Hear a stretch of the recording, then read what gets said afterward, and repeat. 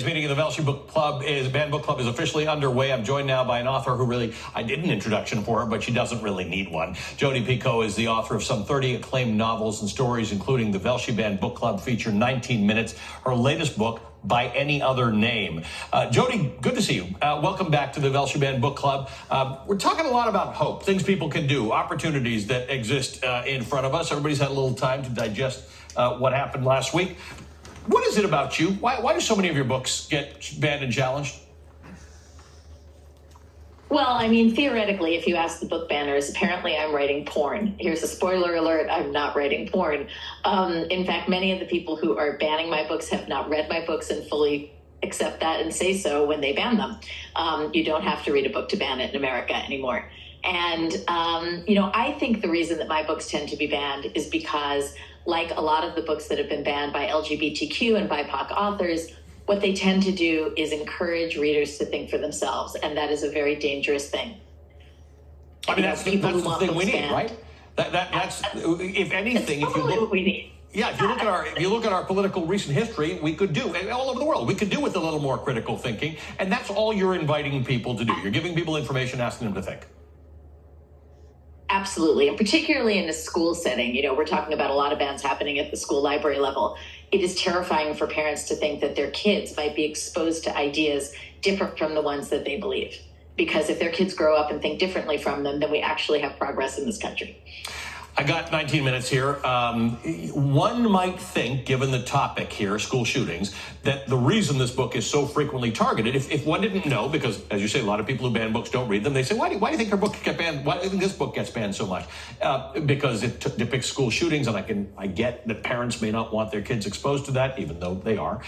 That's not the point. This book is mostly challenged because of a reference to date rape. Talk to me about that. Yeah, so there's a single page 313, and the word erection is on it, and it is a date rape. It is absolutely endemic to the anti-bullying theme in the book. It's not gratuitous, not salacious, but this is kind of what book banners have moved into. They started with LGBTQ books and authors and BIPOC books and authors, and now they're starting to look at what they call mature content, and that's anything that they find objectionable. The reason this is dangerous for most of the people watching your show is because they're not just stopping at the school library level. Right. Public library challenges have increased 92%. They're coming for the books that you read.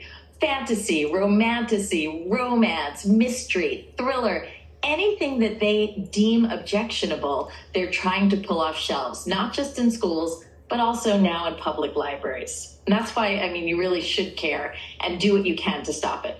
Right, and it's not really got to do with books you like or want. It's conceptually what's going on there. I think there are a lot of parents who say, I should have input into what my family consumes. I got no objection to that. I think there are a lot of parents who would benefit from the fact that these books are sometimes appear in school libraries, in public libraries, where the librarians have master's degrees and can help curate your child through that experience, right? Absolutely. These are people who are educated and who are trained to decide what is age appropriate for children at a given time. There's nothing wrong with a parent monitoring what his or her child reads. There's a big problem with that parent making decisions for anyone else's child. And that's why these parental rights laws that are so poorly worded have become so dangerous. And it's why we have 10,000 individual titles banned last year alone.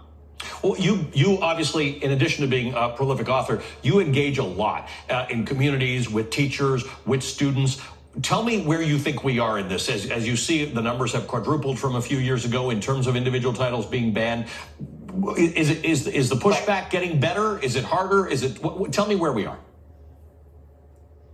Well, I'm sad to say that I think with the incoming administration, things are only going to get worse. We're going to see more legislatures passing parental rights laws that, again, are so poorly worded that it allows any parent to go to a school board meeting and say, I don't like this book, it's being taken off a shelf, and to have it removed from students' access.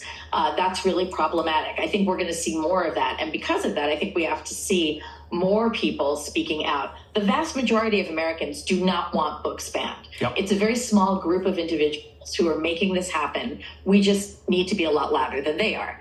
And there are actually action steps that you can take if you, as a community member, want to do something to fight book bans. First thing you should do is talk about disinformation whenever you can. Nip that in the bud. If I had $1 for every time someone said a school book ban isn't a real ban, you can buy that book on Amazon. Those are true. But guess what? A school book ban is a ban. You know, anytime you take a book off a shelf, it is a ban. Even if it's temporary, it is a ban. So make sure you correct that language when people come at you with that. And plus, there's a reason we have school libraries. There are places in this country where people cannot afford to buy books, or they can't access a public library because of distance. That's why school libraries exist. If you can, run for school board. We need voices of people who oppose book banning to be on school boards, because that's how this all came about. We had a lot of Moms for Liberty running for school boards. They were the ones who were instituting a lot of these book bans. If you don't have the time to run for school board, go to school board meetings and speak out against book bans.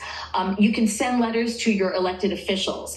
I should mention too that PEN America is a terrific resource for all this. If you go to pen.org/action, you will find scripts that you can speak at a school board meeting if you don't want to come up with your own words. You can find letters, templates that you can send to your elected officials. It takes absolutely no time.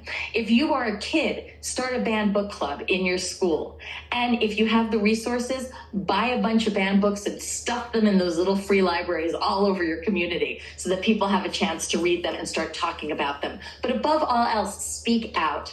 Don't just sit there and wait for bans to come to your community, because they will eventually. Even in very blue areas, we've had challenges. Speak out now. Amazing, amazing advice, empowering things people can actually do. Jodi, thanks. We will always have you back. Jodi Picoult, one of our favorite members of the Velshi Band Book Club, author of some 30 novels, including 19 Minutes and her latest, By Any Other Name. That does it for me. Thanks for watching. Catch me